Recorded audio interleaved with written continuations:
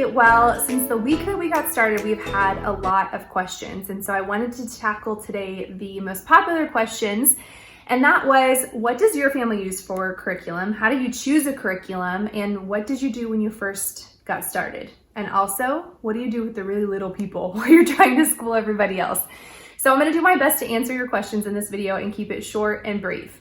Before I begin though, I do want to point out a couple of things about my family that you should know. Number one, it's not a one size fits all. So just know that because this curriculum works great for my family, it might not be a good fit for yours. So I just want to encourage you to know your children well enough to be confident in your ability to pick your own homeschool curriculum. We're more than welcome to try one of the ones that I'm going to recommend to you today. The second thing you need to know is that my family is Christian. So some of our curriculum is Christian based. So I will let you know, but there's also some of them that could lean more towards secular. And then lastly, some of you are going to be doing the math of my children's ages and wondering why our 7-year-old is in 4th grade, almost done with 4th grade, and why our just now turned 5-year-old is almost in 1st grade. And so I wanted to explain that really quick. So my husband and I, we made the decision to homeschool our kids year round. Because of our homeschooling choices, all of our kids so far have read at age 4. Our youngest just turned 3 and she knew all of her letters and sounds by 2 years old. Are they smart kids? Totally. But I also think a lot of that has to do with the homeschool environment of learning that we have created.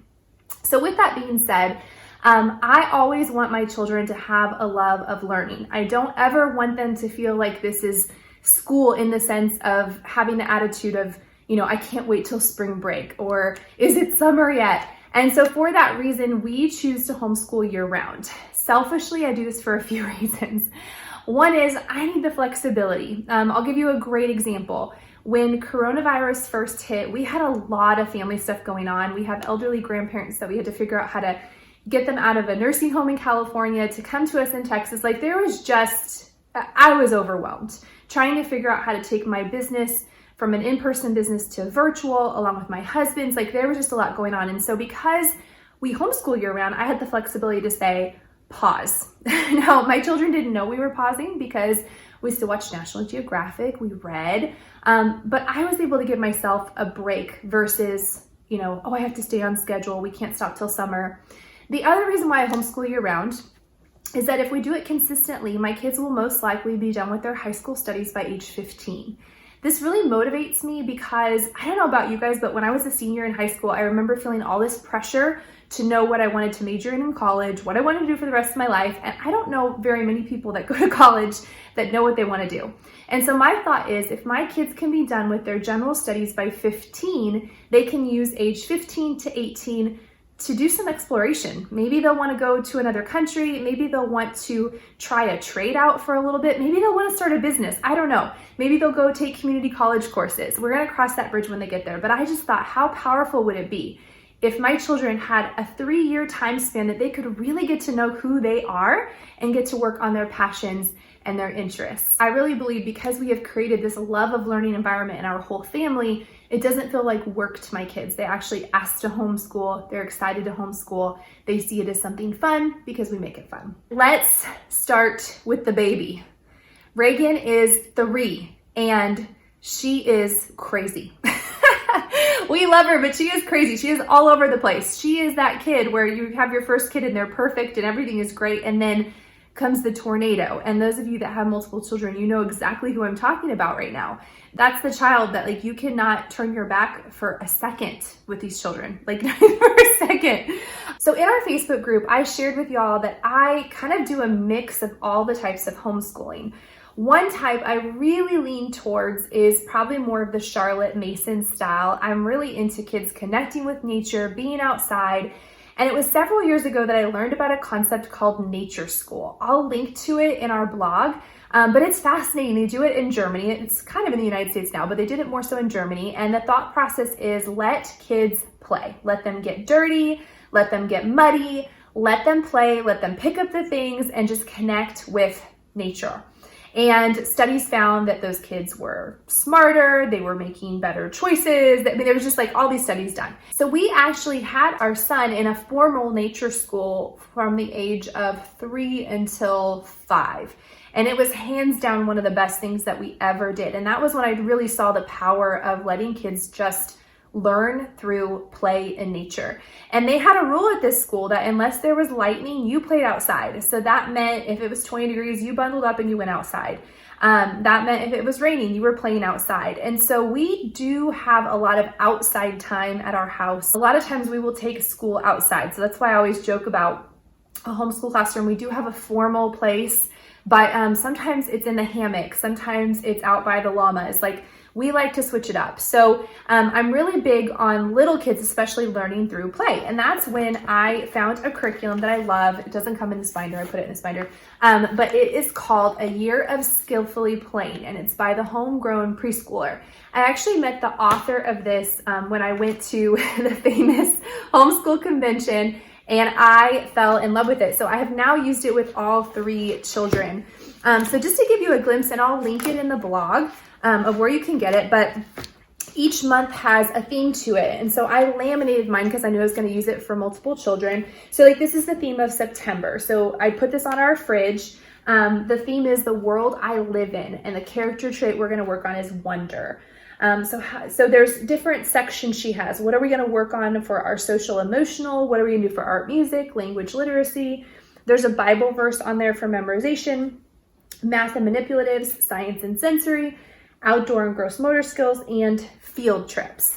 And so I just go with my dry erase marker and I check off each thing. But what I love is each month has a chapter.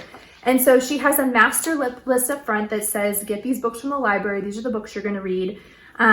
Here's a shopping list of everything you need for crafts. And what I liked about the shopping list is I wasn't like spending all this money. It was stuff I already had laying around the house. And so we did so many fun projects. And what I love is that even though the kids are older, they still get to participate in things with their younger sister. So there's a math book that you make, for example, but you find things from outside to glue in it. So if you're focusing on the number 1, you might glue 1 piece of grass in there or 2 acorns. So it really does kind of coincide with my love of nature skills. But I recommend this to like all my friends, and all my friends who have it love it. So it just comes in a pack of hole punch paper, and then you put it in the binder. So that is what I do for our preschool curriculum. Preschoolers, you don't have like formal math, formal English. It's really learning through play. That is how they learn best. So role play, playing with manipulatives. The question that I get asked a lot is, how do I keep her occupied while I'm with the other 2? One is I have pre-made sensory bins. If you go to our Instagram, you'll see a couple photos that I posted on there.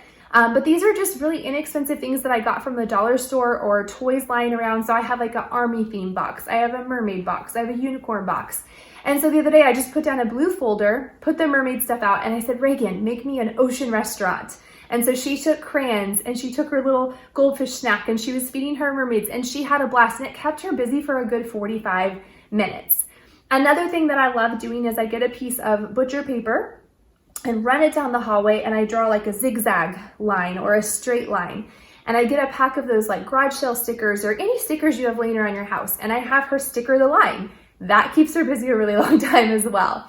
The other thing that I have is actually my husband's company, and he made this for our kids, and I love it. I don't have the alphabet board with me, but she practices writing her name. This is one he made for someone else, so it's not her name, but you just take a dry erase marker and you trace. So we have alphabet numbers as well as their first and last name. So she practices writing her name, and that keeps her really busy, and she just has a little thing that she wipes. So I'll link to that as well for y'all. So that is preschool. The other thing I would encourage you to do is to read to your preschooler every night. So our 5-year-old and our 3-year-old, we will read together for about 15-20 minutes before bed every night. But reading is really, really good for children's literacy. It helps improve their vocabulary. So reading is one of the best things that you can do. Okay, so let's move on to our middle child. She just turned 5, and we actually started her kindergarten when she was 4, just because she was already reading. She was already putting her sounds together. And again, I don't want to make it sound like I've got like crazy smart kids. I really think it's because we've always created an environment of learning. We've always made reading a priority. And so we just felt like it was time for her to get started. So don't feel like you have this certain timeline. You could start kindergarten in November if you want to. So it kind of just is when you get a gauge of like, okay, they want more. I want to remind you that kindergarten is very loose. Like it should not be regimented. Kindergarten was our first year starting to homeschool, so I did the curriculum My Father's World. I liked it. I felt like it wasn't necessarily as phonics rich as I would like it to be or as math rich, but I think it was really good as a starting point. It kind of gave me footing in the homeschool world because it gave me a daily checklist of like, we're going to go over this and then we're going to do this, and it had worksheets. And so for me, I almost felt safer because I didn't have the confidence to like piece my own curriculum together. But some of you, that's not you and you're ready to go. And so I want to encourage you to do, again, what's best for you. I also forgot to mention that in the mornings, right after breakfast, our family gets together and that's when we have our Bible time. I've yet to find a Bible curriculum that I'm in love with. So my husband's actually in the process of creating one for me. But what we do instead is I use the Bible app on our phone, and they have a really great kids section in there. So we work through a devotional together. We take prayer requests and we pray for each other. And that's how we start our day. So that's how we do Bible every day as a family. You don't have to have a heavy focus on history or science. Like our main things right now are let's get some math concepts down. Let's really focus on your reading and your phonics, introduce some literature. So it's very relaxed. It's very relaxed. So don't feel like you have to have this rigid regimen for your kindergartner. I feel like kindergarten is one of the most relaxed years. The math that we love to use is called Bob Jones, and I'll link to it. And if you have a Mardel near you, the Mardel Christian store, they have a huge homeschool section, and you can get these books there. You can actually get a lot of homeschool books at Mardel.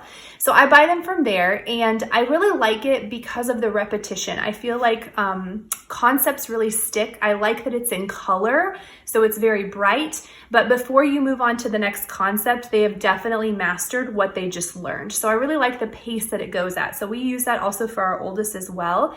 But the pacing is really good. For language arts, I use The Good and the Beautiful. I am such a huge fan of The Good and the Beautiful because it's so simple and it's so doable. Each lesson every day probably takes anywhere from 10 to 30 minutes, just depending on what we're covering.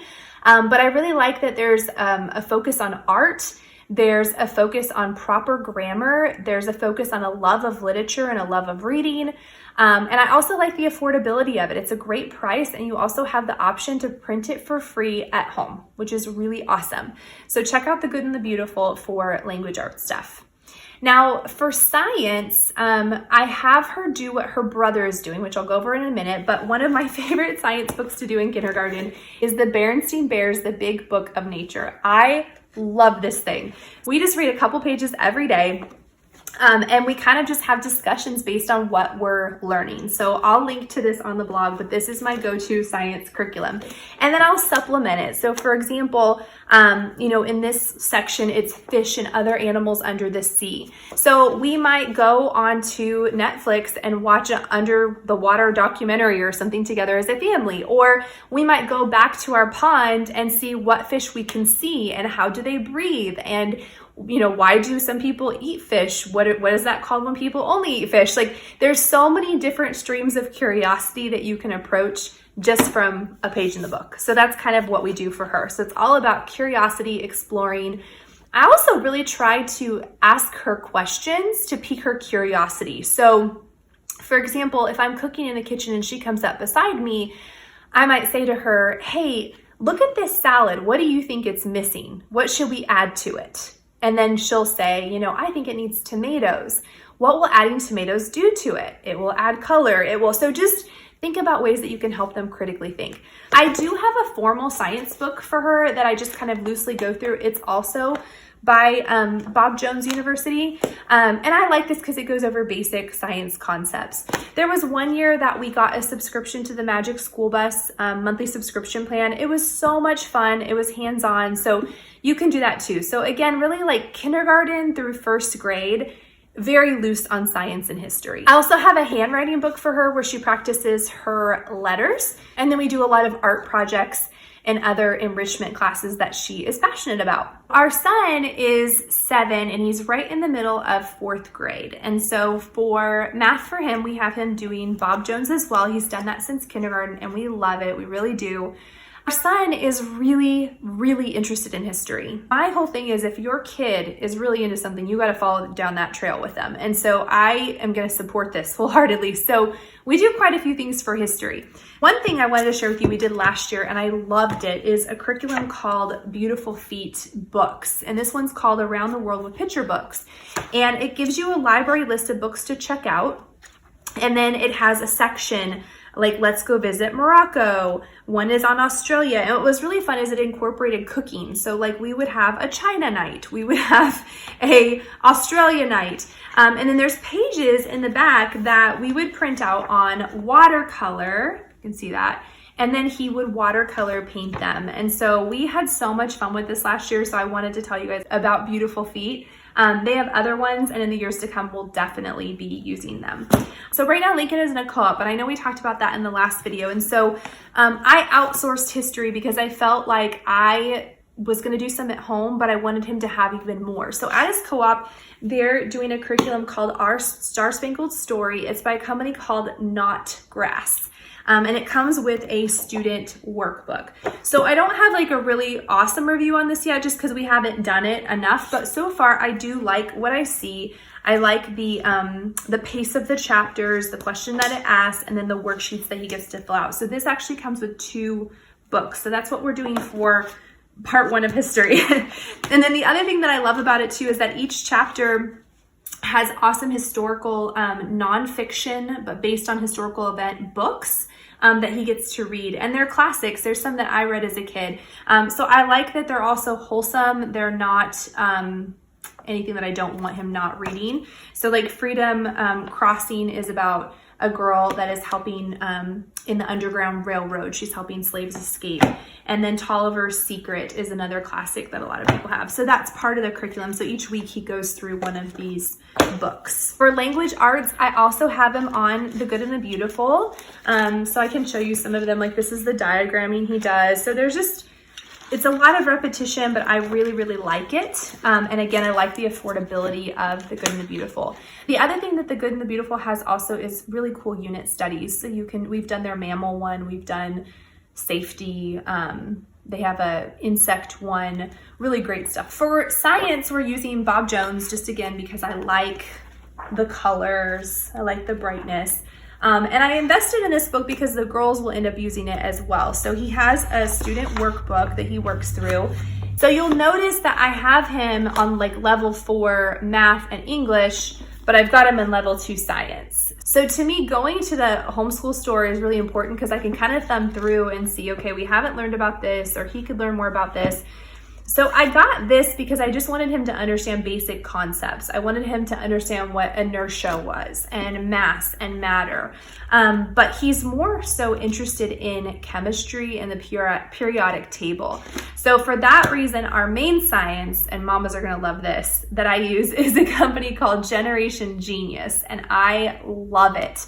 It is a scientist who makes these awesome videos, and then you can print out lesson plans that go with them, as well as DIY projects and a quiz that they can take to make sure that they retained it all. And what I love is that it's by grade level. So I have videos for my kindergarten as well as for my son. And so I think it's around $70 for the year. To me, it's well worth it because science is not my area of expertise.